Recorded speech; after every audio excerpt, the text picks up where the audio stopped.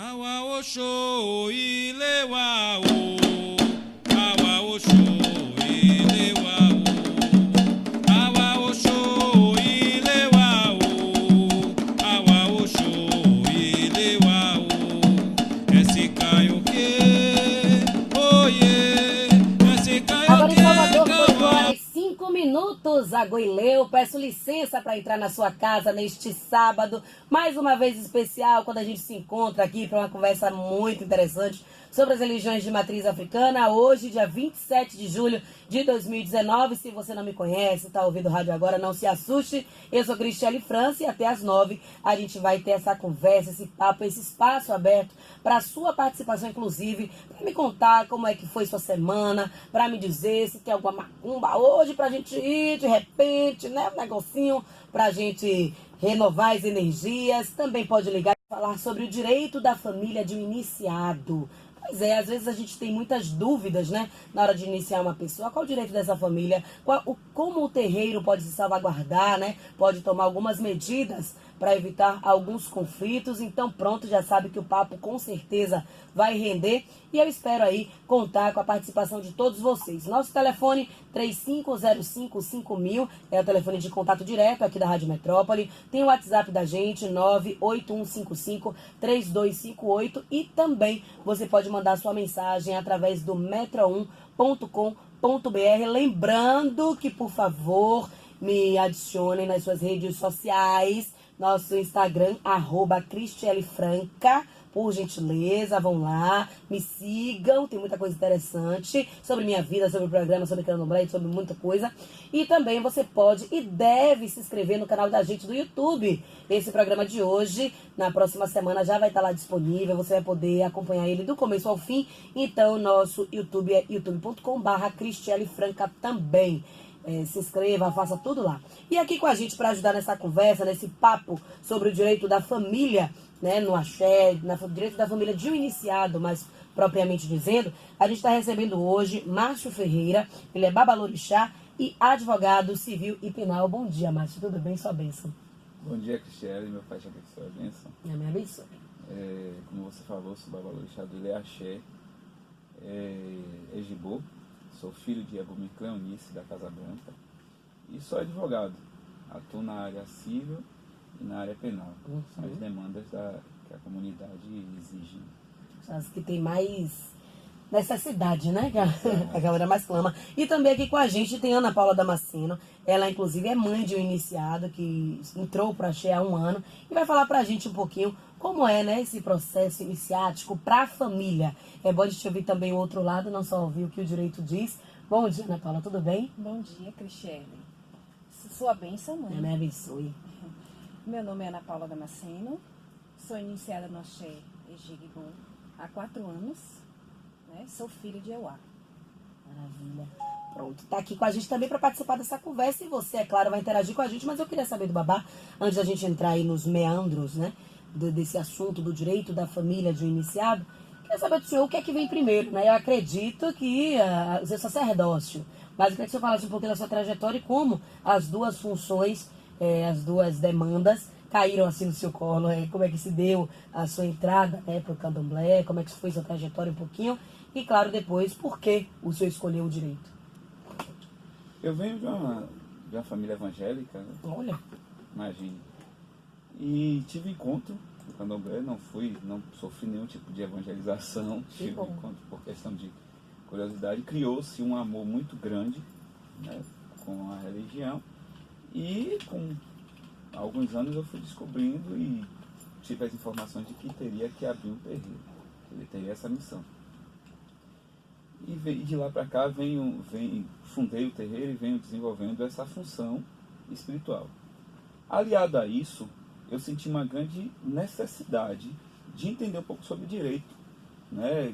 Ver nossos direitos cessados, ver os nossos terreiros invadidos, ver essa guerra religiosa, né, que existe com a questão da intolerância religiosa, e eu fui adentrando um pouco ao mundo do direito, entendendo um pouco da lei, e me veio a paixão pelo direito também, e acabei me formando, fazendo a faculdade, hoje atuando como advogado. Isso você já tinha quanto tempo de sacerdócio quando resolveu fazer o direito? Eu já tinha uns 12 anos de sacerdócio. Pronto. E no seu terreiro, né? O senhor se deparou já com alguma situação nesse sentido de conflito da família com o iniciado, ou já presenciou em outros terreiros esse tipo de conflito? Tem muitos casos assim? Graças a Deus no meu não chegou ainda não, mas já presenciei, inclusive fui advogado, atuei extrajudicialmente, né, nessa questão, onde existia uma lide entre o pai e a mãe e o conflito religioso, né? Se falou dos maltratos que eram feitos, das incisões, dessa exposição da criança em relação a um processo de iniciação. Como a palavra está na moda, existem muito fake news, né? Muita gente acaba propagando coisas que ouviram falar, que alguém disse, que usa a criancinha, que faz e acontece, e isso acaba muitas vezes gerando esses conflitos. Mas eu queria saber de Ana Paula. Ana Paula, como é que foi para você, né? Tendo o seu filho, no momento que foi dito, ele precisa ser iniciado, como é que foi? Teve algum tipo de susto? Ai meu Deus, como é que vai ser agora? Como é que foi? Foi muito difícil para mim. Primeiro, que idade tem seu filho? Minha filha tem Sua filha. 14 anos, né? Ela é filha de Oxumaré. Né? Ela tem 1 ano de iniciada no Axé, Jigbo. E assim, para mim foi um momento muito difícil. Apesar de eu ser iniciada há 4 anos, né? Porque assim, foi difícil aceitar, como mãe, as coisas que ela estava fazendo. Entendeu? Que eu não achava que era orixá, eu achava que era coisa da idade. Sim. Então, Mesmo sendo iniciada, tinha essa dificuldade de entendimento, né? Isso. Tem uma grande diferença, né? A idade com a iniciação do santo. Sim. Então foi muito difícil para eu entender isso.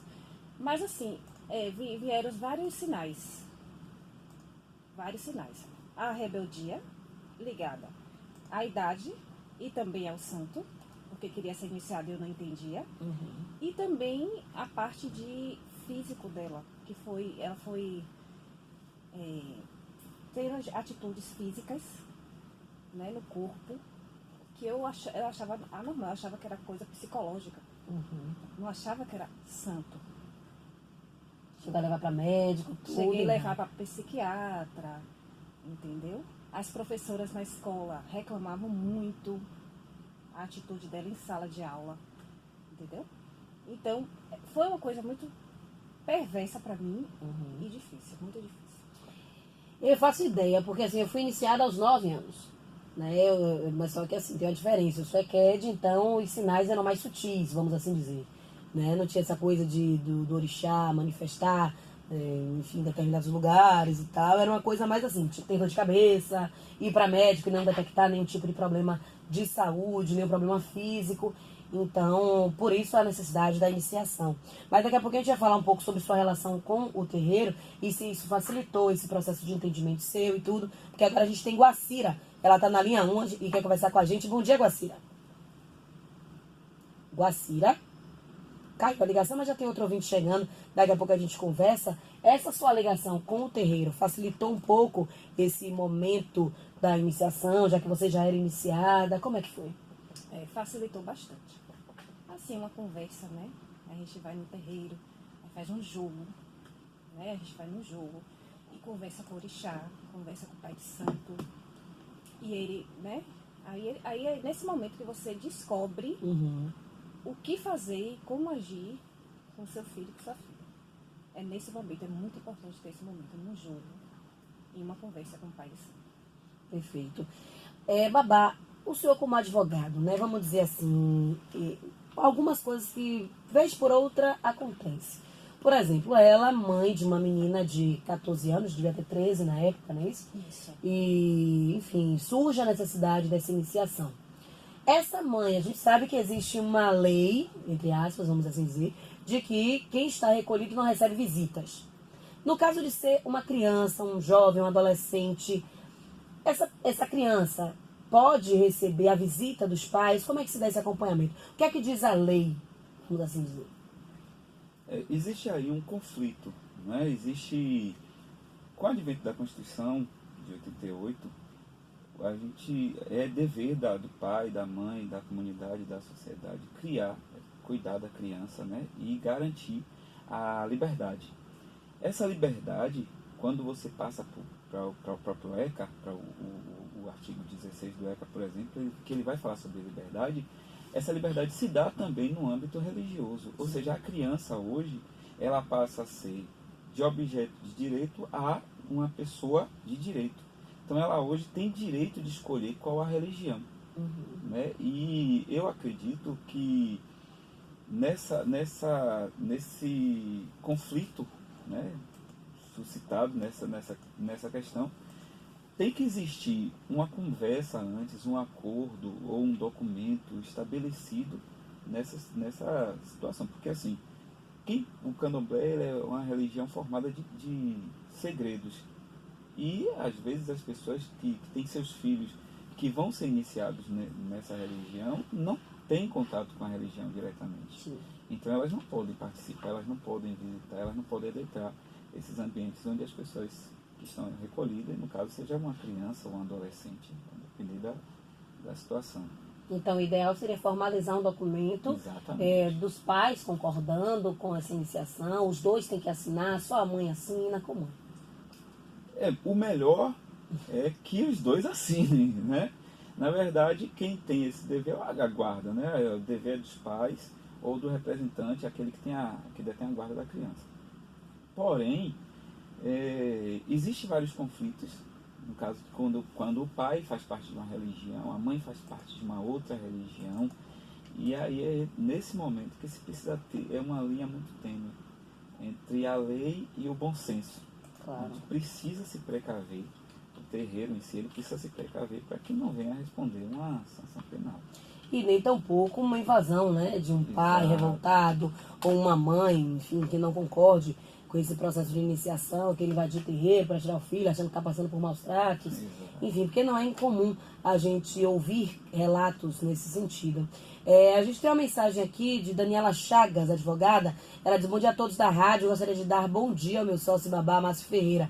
Parabenizar a rádio pelo excelente programa. Obrigada pela participação e vocês que participarem, que ligarem. Eu fiquei devendo na semana passada, coisa feia. Esqueci completamente de sortear os brindes, minha gente. Eu me pago na conversa, chega o final, eu encerro o programa e acabo esquecendo de dizer quem ganhou. Mas eu tenho os nomes aqui e hoje tá valendo mais um quadro com um desenho de orixá, valendo também um pingente de prata de Andréa Barbosa, do Ateliê de Joias. Então liguem, participem e interajam. 35055000, 981553258.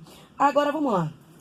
A gente falou desse acompanhamento, né, de alguém da família e tal, que precisa desse documento porque não vai ter acesso ou há exceções, né? Enfim, em alguns momentos esse pai e essa mãe pode ir lá, pode ver, pode saber dessa criança. Como é que acontece na prática, babá? Sim, durante alguns dias. Difícil também, né? Pai e a mãe, no meu caso não foi tanto, porque minha mãe estava lá, era do terreiro também, estava circulando, estudando, então estava tudo em casa. Mas no caso da mãe, vai ficar um mês longe do filho, sem saber se está bem, como o senhor disse, muitas vezes não tem o entendimento da religião, vai ficar sem saber o que é que o menino está fazendo, houve um bocado de burburinho, menina, como é que você deixa seu filho lá? Você é maluca? Como é? Existem períodos, né, no processo de iniciação, nem todos os dias que se separa para uma iniciação, essa pessoa fica incomunicável. Sim. Vão ter alguns momentos em que a mãe vai ver, o pai vai poder visitar, vai poder ver o filho, e vai ter alguns dias que não vai poder ter acesso. Então por isso que esse assunto precisa ser conversado antes, precisa ser tratado de maneira bem clara e pontual, dizer, olha, tantos dias, eu vou precisar de 30 dias, durante 10 dias você não vai poder ver seu filho, durante 7 dias. Eu acho que o terreiro em si, ele tem que assumir ter essa sensibilidade que está recolhendo uma criança e diminuir essa quantidade de dias dentro de um parâmetro que tenha condições de executar realmente, né, os preceitos da religião, mas que também não seja de afronta, né, essa relação de pai e mãe. Também está na linha 2, ele quer participar com a gente, ainda está aí. Bom dia, Rômulo. E olha meu operador me quebrando. Bom dia, Rômulo. Bom dia. Parabéns pelo programa. Obrigada. Sempre que eu posso, eu ouço. E tem uma pergunta que eu gostaria de fazer já há muito tempo. Pronto. Pô, como é que eu sei qual é o meu santo? Qual é, assim, é que eu não entendo muito, entendeu? Assim, tipo, eu vejo as pessoas falar, fulano é de Oxóssi, já aqui é de Ogum. Como é que eu sei isso? É uma curiosidade que eu sempre tive. Como é que eu identifico? Como é que é feito isso? Pronto, perfeito. É uma pergunta que sempre, vez por outra, as pessoas ligam pra cá pra perguntar e quem vai responder o babá, não sou eu não. Então, Fica aí na escuta que ele vai responder, viu? tá ok. Obrigada, Rômulo, pela participação. E aí, babá, como é que Pois faz? é, Rômulo. Para se descobrir qual é o orixá, você precisa ir no terreiro de Candomblé, procurar o pai de santo, a mãe de santo e colocar um jogo de búzio. E é através do jogo de búzio que você vai saber qual é o orixá, que é o regente da sua cabeça. Essa é a maneira mais segura. Existe na internet aí várias pessoas calculando através de data de nascimento, mas isso não faz parte da nossa religião. O Candomblé é referenciado através do jogo de búzio. Exatamente, até porque algumas pessoas podem ter algumas características. Ela é muito doce, é muito meiga, é de Oxum. Vá atrás. Vá atrás e se engane, bonito. Não vá nessa não, viu? Que Oxum também sabe ser retada. Olha eu aqui. Vinícius de Oxalá do Ileaxé e Acibalé. Acredito que a família, estando junto com o iniciado, a interação com o sagrado consiste em quebrar a ignorância religiosa.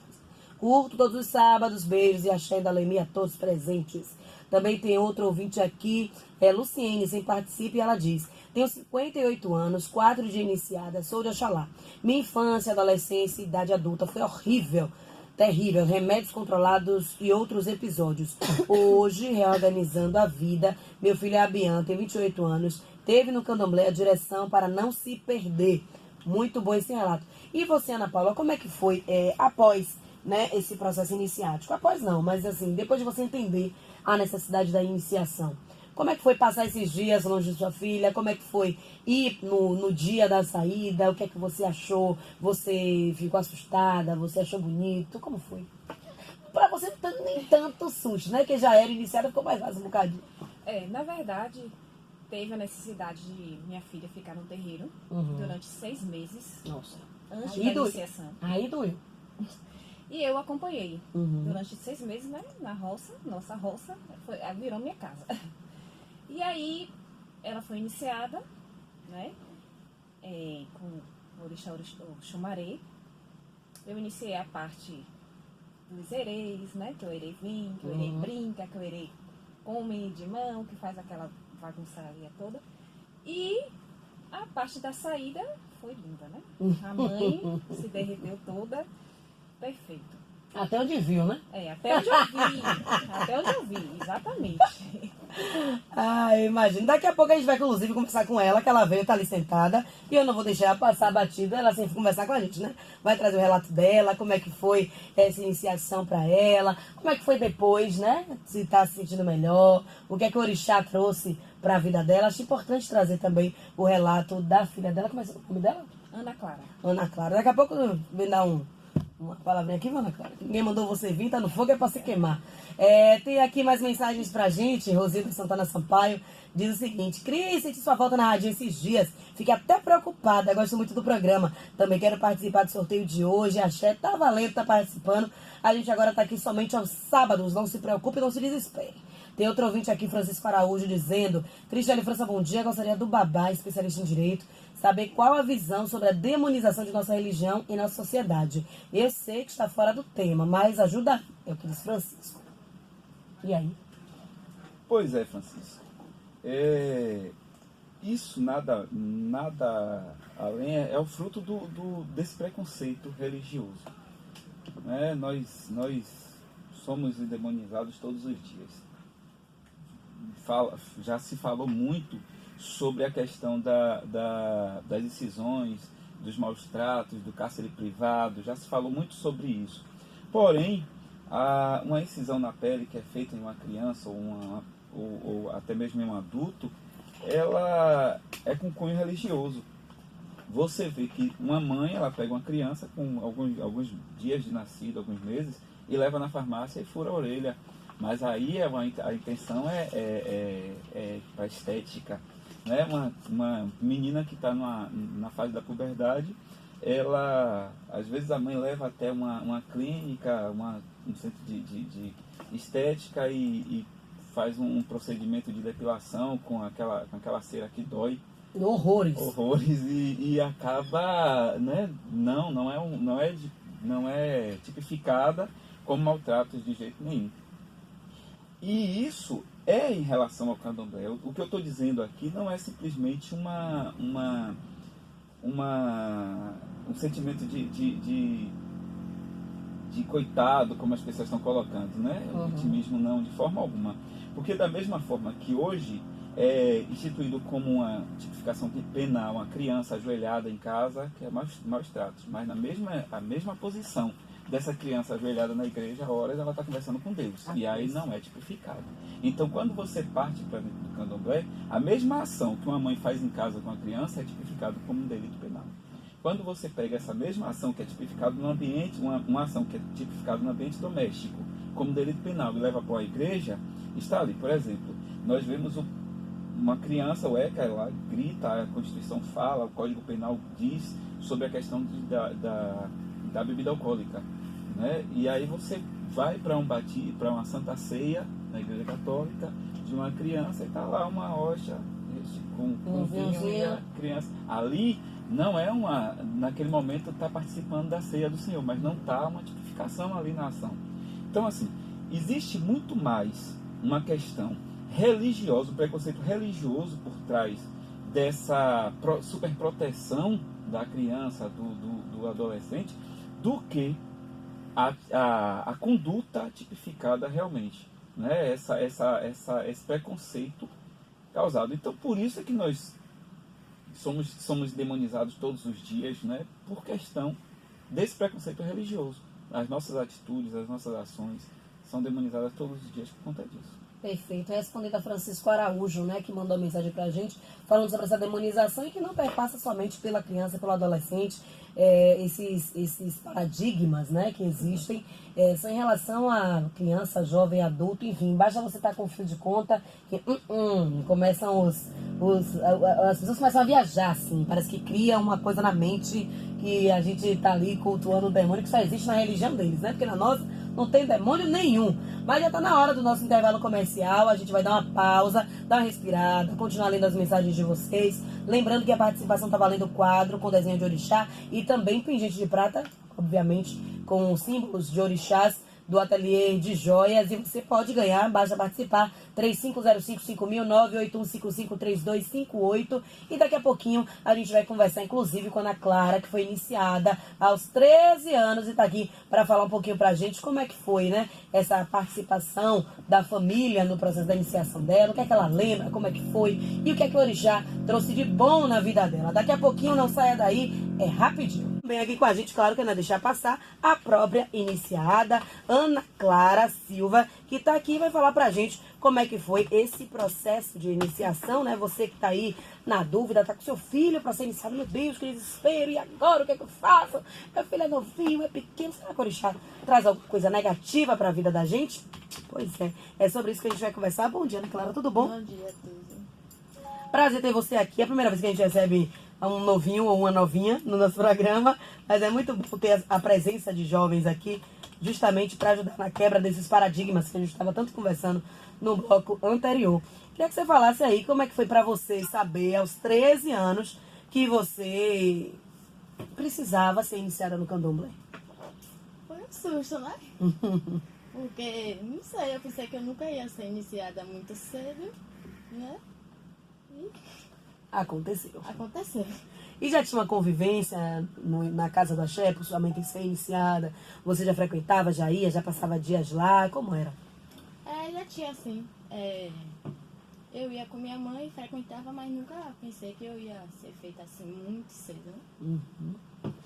E aí veio o susto, né? Começou a ter os sintomas. Como é que foram os sintomas? O que é que você sentia que te deixava, por exemplo, ela falou de algumas coisas que aconteciam na escola, né? Alguns momentos de tensão, assim, sinais do orixá na escola, em outros lugares que você ia. Como é que foram esses sinais? O que era que acontecia? Acontecia muita coisa, até arrancar os cabelos eu arrancava. Sério mesmo. Na escola? Na escola, em qualquer lugar. E aí era um susto, hein? Os colegas, todo mundo. Minha mãe chorava porque eu tava arrancando o cabelo, tudo. E quanto tempo durou isso? Muito Essa tempo. iniciação. Muito tempo. E mais ou menos um mês, um ano nessa agonia? Como eu disse, né? Para aceitar, eu aceitar. Foi difícil. Eu achava que não era nada espiritual, que o espiritual era meu e não dela. Era rebeldia de adolescente. Isso, exatamente. E aí foi quando aconteceu esse episódio de arrancar o cabelo, na sala de aula principalmente, e ficou careca, assim, a parte de trás do cabelo, de ela arrancar mesmo, da raiz.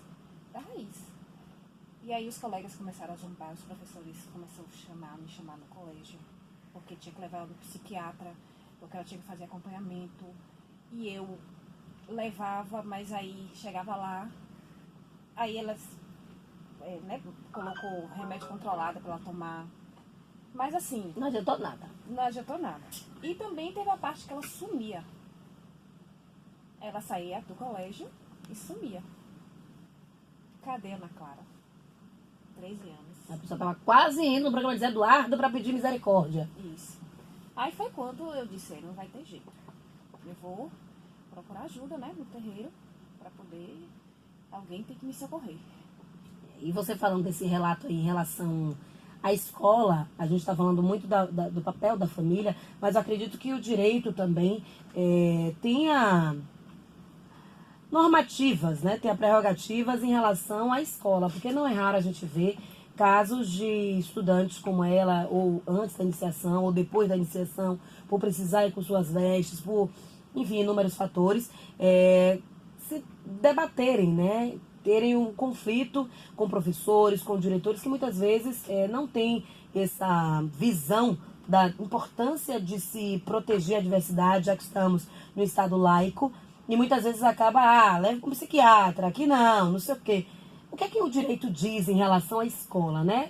Qual é o papel da escola nesse momento? Como é que a escola deve se portar e como a família de um jovem que passa por um ato de intolerância, de racismo religioso na escola, pode agir? Pois é, a escola é uma extensão da comunidade, né? É o segundo grupo de importância na vida da criança e do adolescente. E, de acordo com o Estatuto da Criança e Adolescente, ela precisa promover esse desenvolvimento da criança.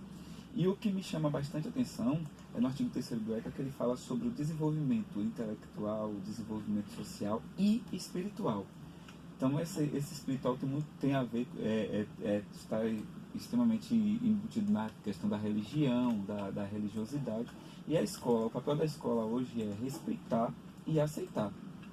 Né? Lógico que precisa se estar em contato. Hoje já fiz alguns documentos para enviar para a diretoria da escola, explicando a necessidade daquelas vestes, explicando a necessidade daqueles elementos, né, dos objetos que ela precisa usar que fazem parte da religião. E mesmo diante de um documento como esse, se houver uma resistência ou algo do tipo, o que é que cabe à família fazer? Cabe à família denunciar, procurar e prestar queixa na delegacia, ou procurar a justiça, ou procurar mesmo o conselho tutelar e falar sobre a necessidade da escola apoiar a religião. Perfeito. A gente tem mais mensagens aqui de ouvintes. Tem um que diz o seguinte, ele não se identificou, mas diz: bom dia a todos, axé. Como se dá o retorno dessa criança ao seu círculo de convívio? Escola, atividades com outras crianças na rua. Ela precisa obedecer a que tipo de cuidados? Obrigada. E aí? Pois é, a questão dessa volta em si, após o processo de iniciação, ela passa alguns dias dentro do terreiro, já se familiarizando com um novo momento da vida dela. Né? E ela vai receber alguns ensinamentos, algumas orientações, e existem todos os preceitos que precisam ser respeitados. São limites impostos pela religião. Né? E essa criança, aos poucos, ela vai retomando a vida dela social comum, a vida de criança. Então ela vai precisar passar um período usando esses elementos, esses contreguns, essas contas. Ela vai precisar passar um tempo com a cabeça coberta, vestida de branco.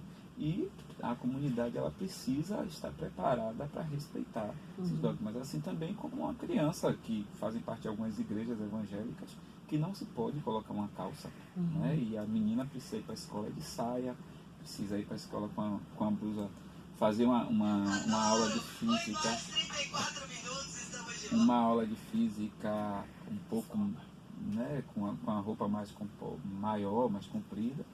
E aí, por ser um país laico, por estar lá na Constituição, no artigo 19 da Constituição, que nós somos laicos e que precisamos respeitar todas as religiões, os dogmas, os costumes religiosos, então a escola em si, a comunidade, ela precisa estar pronta para receber essa criança. Inclusive tem religiões que não podem fazer atividades, né, aos sábados, enfim, tem várias demandas, então é preciso que a gente esteja realmente preparado e pensando o tempo inteiro nisso e passando também para os nossos filhos, né, mesmo que não sejamos do candomblé, mas essa importância de se respeitar o diferente, né, o diverso, porque eu acredito que se a gente estiver no meio de amigos, né, eu falo em relação à criança ou adolescente que tiver sido iniciado recentemente, você estiver no meio de amigos que entendam que, enfim, uma cordinha amarrada no braço ou um pano na cabeça não vai fazer a menor diferença caso ele tenha tido essa orientação em casa, mas caso ele seja uma criança que já vai ser educada, acreditando que é da religião come gato ou faz coisas desse tipo, isso vai ser muito prejudicial para essa criança porque até vai dificultar esse convívio, não somente do iniciado, mas eu falo em relação ao outro, ao que está sendo educado desse jeito, né? Exato.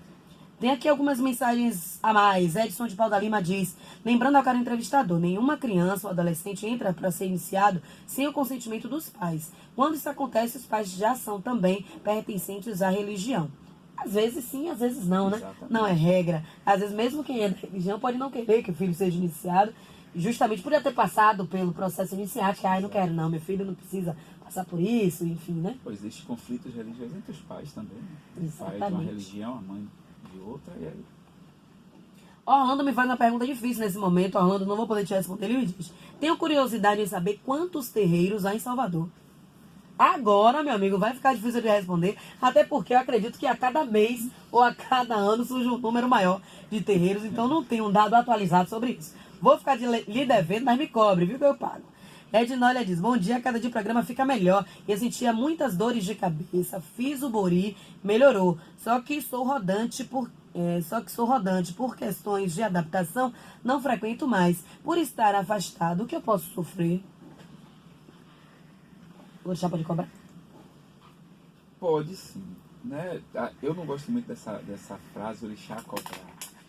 O orixá, ele é o seguinte, você se afaste da natureza, dos elementos, da energia da natureza, e você sofre por conta disso. Nós somos pertencentes à natureza.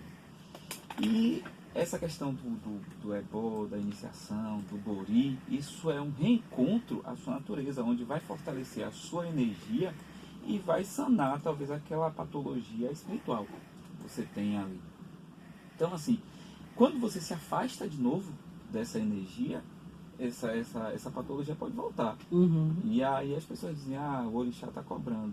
Não, talvez aquela energia que você estava ali próxima dentro de um terreiro, dentro da sua religião, não está mais próxima a você e por conta disso os seus problemas espirituais. Sintomas voltarem, né?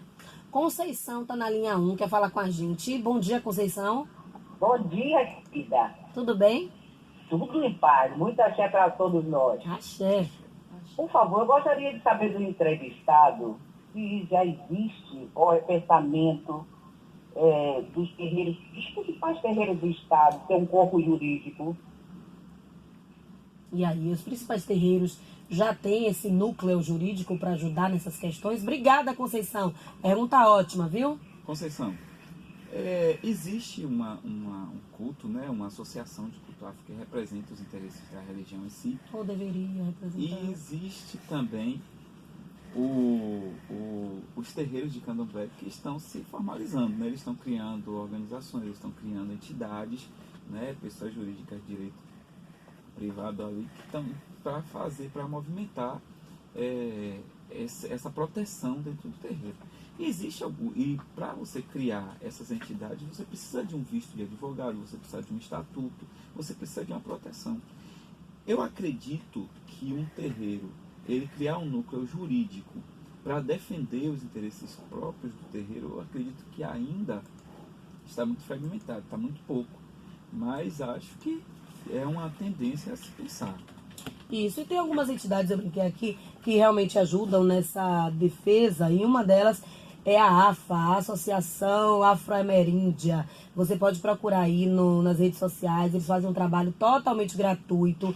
Você faz um cadastro e caso de qualquer ato de intolerância, racismo religioso, além, é claro, dos órgãos públicos, né, Ministério Público, você deve procurar Defensoria, tudo você pode recorrer. Procure também a AFA, Leonel Monteiro. Já pensei que eu estava falando o nome errado. Leonel Monteiro, ele é bem atuante e ajuda mesmo nessas questões. Então pode ser uma boa alternativa também para tirar dúvidas, né? Muita gente ainda tem seu terreiro iniciando, ainda não tem esse núcleo jurídico, então a AFA pode dar um bom norte para vocês. Tem mais mensagens aqui, deixa eu ver. Desculpa, tem outra, apaguei o questionamento, agora foi o que eu vi. Deixa eu ver aqui. Já foi feito um debate sobre entre as religiões nesse programa? Já sim. Alguns cancelaram na hora a vinda, mas é assim que a gente faz.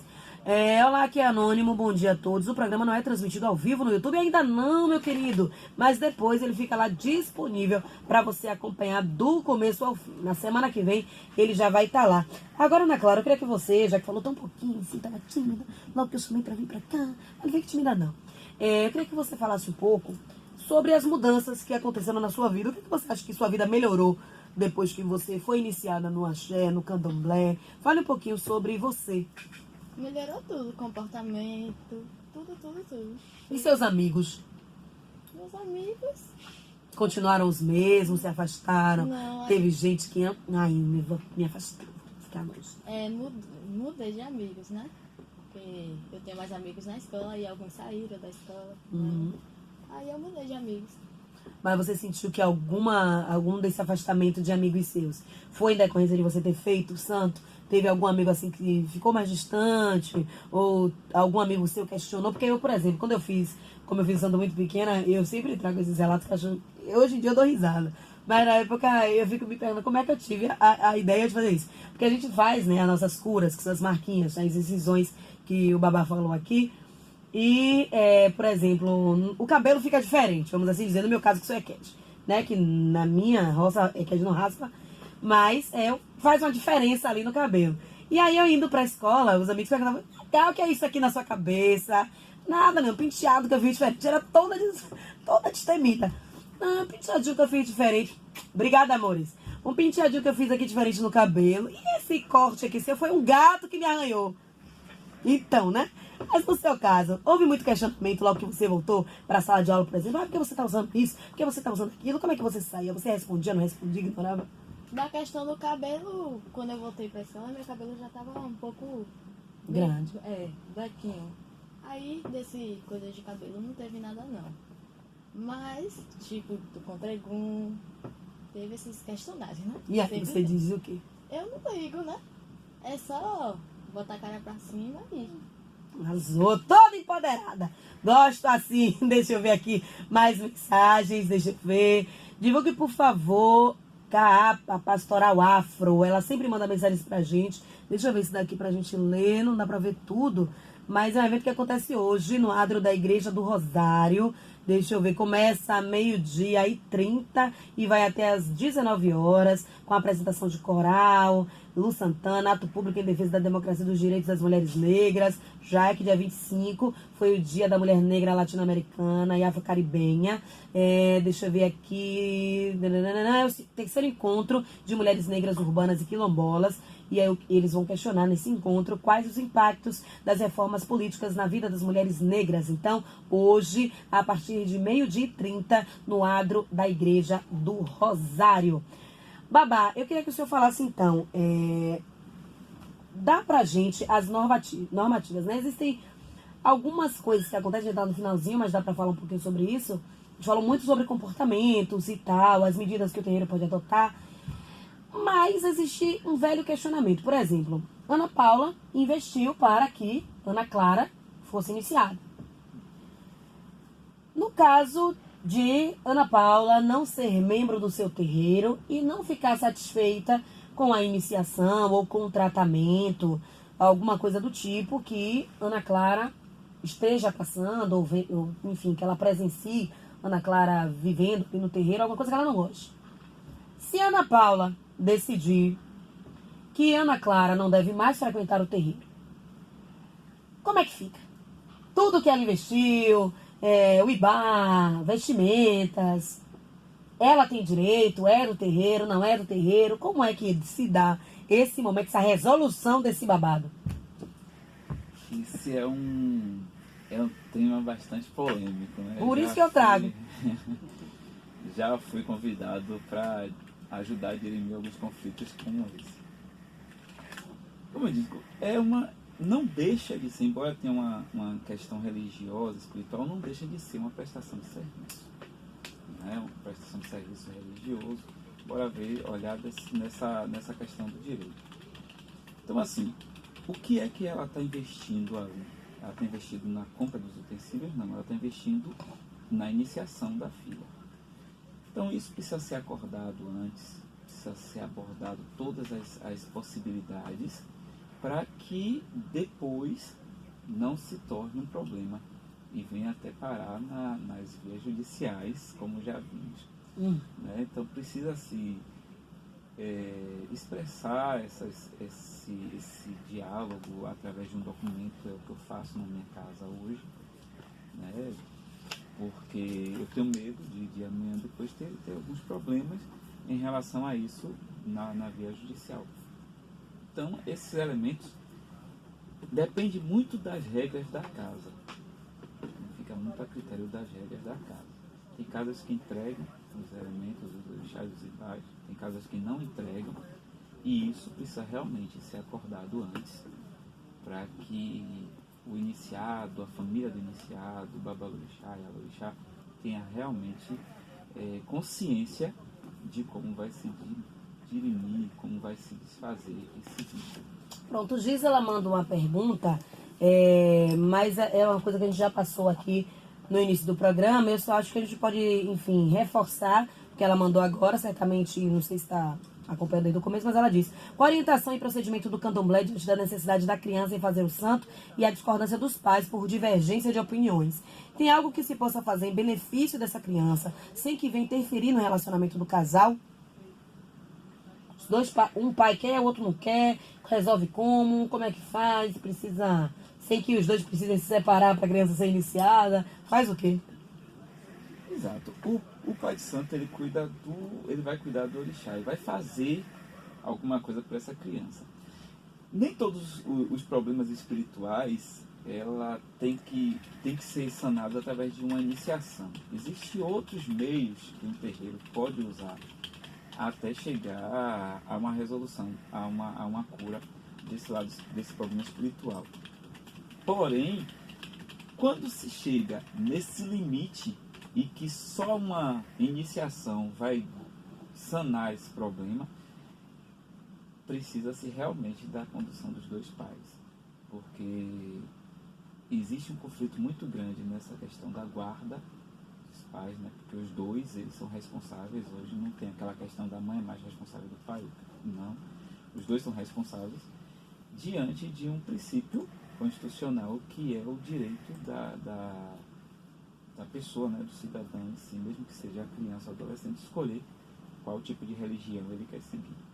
Então precisa realmente, eu vejo uma necessidade muito grande de se pensar nesse tipo de resolução, porque é uma demanda que está chegando todos os dias à nossa porta. E levar para a justiça muitas vezes não resolve nada, né? Exatamente. Muito bem, a gente já chegou no horário final do nosso programa. Infelizmente, o negócio aqui passa ligeiro, mas eu quero deixar logo o telefone de contato aqui de Ângela. Ela que ligou pedindo emprego, precisa trabalhar, minha gente. Bora ajudar a Ângela. Precisa de uma faxina, escolhe aí seus 50 contos, 100 contos, eu não sei quanto é que ela cobra, mas ligue, chame a bichinha, ela quer trabalhar, quer fazer comida, ela faz de tudo, lava, passa, cozinha, engoma. O telefone dela é 992177326. 992177326. Ligue, chame Ângela, que ela faz de tudo. Babá, muito obrigada por sua participação. Obrigado a você também, obrigado pela oportunidade. Foi um prazer tê-lo aqui com a gente. Eu Obrigada acho. pelos esclarecimentos, viu? Muito obrigado. Em nome do Candomblé, né, esse seu programa ele tem uma questão social muito grande, está ajudando muito a mudar a visão das pessoas em relação à nossa religião, né, essa questão dessa demonização de todos os nossos atos. Aí a gente precisa de pessoas, mais pessoas com essa mesma atitude, com essa vontade, com essa clareza, com essa sinceridade de falar que é iniciada no terreiro do Candomblé, que é uma pessoa pertencente da nossa religião, e levantar essa bandeira, para que assim possamos chegar a minimizar essa intolerância religiosa e esse preconceito sofrido que veio se arrastando por centenas de anos. Obrigada. E também obrigada a você, Ana Paula. Eu que agradeço a oportunidade, né, de passar a minha experiência, né, de iniciação no axé, tanto a minha quanto a minha filha, né, ao público, às pessoas que não tinham esse esclarecimento. Perfeito. E você também, Ana Clara, que tá de paraquedas, eu de catei ali. Mas obrigada por trazer seu relato e falar um pouquinho da sua experiência no axé, viu? Obrigada, senhora também. Axé, minha gente, vamos ali, voltamos no próximo sábado com mais Mojubá. Mas antes, hoje eu não vou deixar pendente, não. Quem tá levando o quadro com a pintura de orixá, que foi ofertado aí pelo coral Oya Igbale, lá da UNEB, é Claudinei, final do telefone 2190. E o pingente de orixá tá indo para Francisco Araújo, que também mandou mensagens pra gente através do nosso WhatsApp 981553258. Eu fico por aqui. Sábado que vem tem mais Mojubá. Então eu espero vocês. Um beijo e até mais. Ora eu, Xum. Oromimá, Oromimaio, Oromimaio, Yabado, aí eu.